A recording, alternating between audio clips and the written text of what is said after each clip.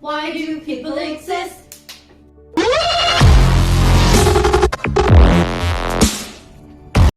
Hi, welcome back to Let's Talk Mental Health, and today we're going to be talking about burnout.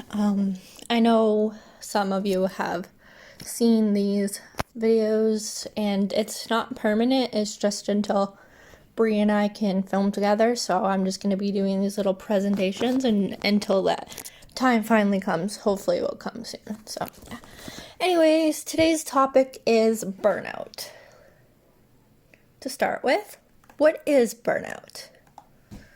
Burnout is a state of emotional, physical, and mental exhaustion caused by excessive and prolonged stress. It occurs when you feel overwhelmed, emotionally drained, and unable to meet constant demands. As the stress continues, you begin to lose the interest and motivation that led you to take on a certain role in the first place. Burnout reduces productivity and zaps your energy, leaving you feeling increasingly helpless, hopeless, cynical, and resentful. Eventually, you may feel like you have nothing more to give. The negative effects of burnout spill over into every area of life, including your home, work, and social life. Burnout can also cause long-term changes to your body that make you vulnerable to illnesses like colds and flu. Because of its many consequences, it's important to deal with burnout right away. Are you on the road to burnout? You may be on the road to burnout if every day is a bad day, caring about your work or home life seems like a total waste of energy, you're exhausted all the time, the majority of your day is spent on tasks you find either mind-numbingly dull or overwhelming. You feel like nothing you do makes a difference or is appreciated. Some of the signs and symptoms are physical, emotional, and behavioral. Most of us have days where we feel helpless, overloaded, or unappreciated. When dragging ourselves out of bed requires the determination of Hercules. If you feel like this most of the time, however, you may be burned out. Burnout is a gradual process. It doesn't happen overnight, but it can creep up on you. The signs and symptoms are subtle at first, but become worse as time goes on. Think of the early symptoms as red flags as something is wrong that needs to be addressed. If you pay attention and actively reduce your stress, you can prevent a major breakdown. If you ignore them, you'll eventually burn out. Physical symptoms are frequent headaches or muscle pain, feeling tired and drained most of the time, lowered immunity system, frequent illnesses, change in appetite or sleep habits. Emotional symptoms are sense of failure and self-doubt, feeling helpless, trapped, and defeated, detachment, feeling alone in the world, loss of motivation, increasingly cynical and negative outlook, decreased satisfaction, and sense of accomplishment. Behavioral symptoms are withdrawing from responsibilities and isolating yourself from others, procrastinating, taking longer to get things done, using food, drugs, or alcohol to cope, skipping work or coming in late and leaving early, taking your frustrations out on others. There is a difference between stress and burnout. Burnout may be the result of unrelenting stress, but isn't the same as too much stress. Stress by and large involves too many pressures that demand too much of you, physically and mentally. However, stressed people can still imagine that they can just get everything under control. They'll feel better. Burnout, on the other hand, is about not enough. Being burnt out means feeling empty and mentally exhausted, devoid of motivation and beyond caring. People experiencing burnout often don't see any hope.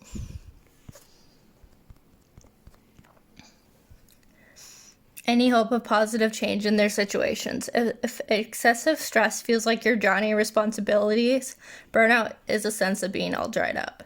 And while you're usually aware of being under a lot of stress, you don't always notice burnout when it happens. Stress is characterized by overengagement, emotions are overreactive, produces urgency and hyperactivity, loss of energy, leads to anxiety disorders.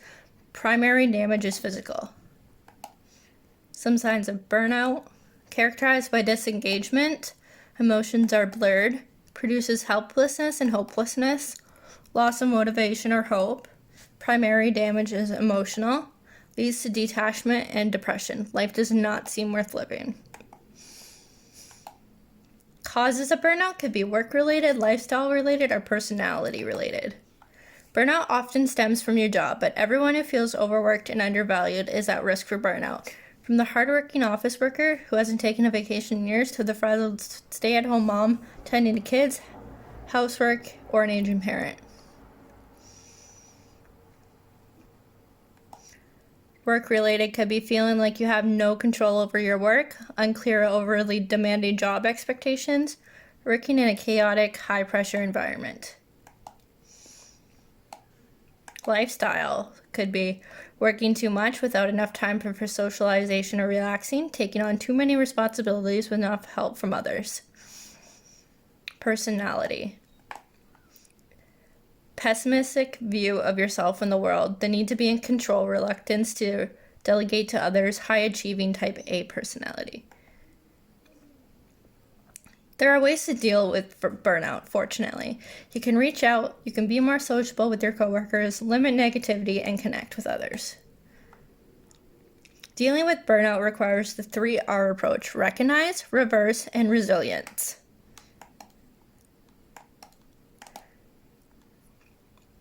You can reach out to your family or friends and spend time with positive and enjoyable people.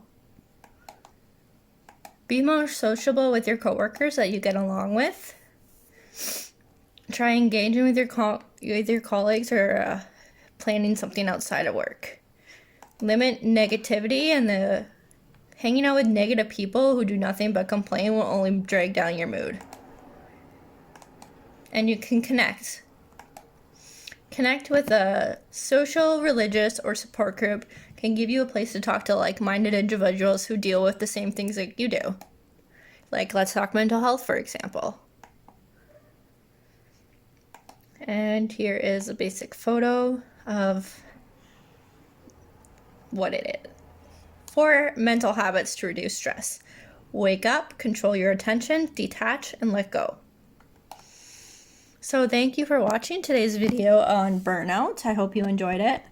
And stay tuned for hopefully more videos with Bree when we get a chance to film together. But as I said, for now it's just going to be this, or I'm going to do videos by myself because I'm getting a new camera soon.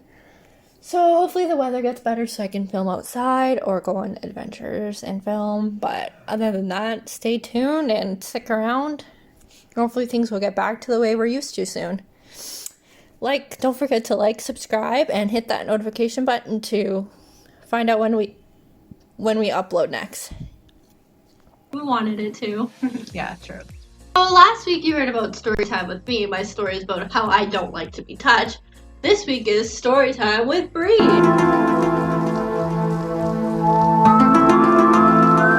And her went to Hiawatha, which is like a hiking trail, back in 2017. It was like May, so it was starting to get really hot. Just put a blob in.